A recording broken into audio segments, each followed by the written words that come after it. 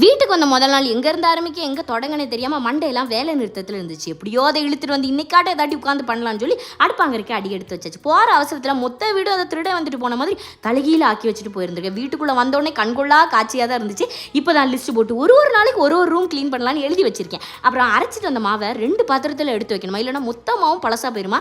ஆனால் எனக்கு ஒரு டவுட்டு, 2 பாத்திரத்தில் வச்சா மட்டும் மாவுக்கு இது இன்னொரு பாத்திரம், ஸோ புது மாவாக தான் இருக்கணும்னு எனக்கு தெரியவா போகுது.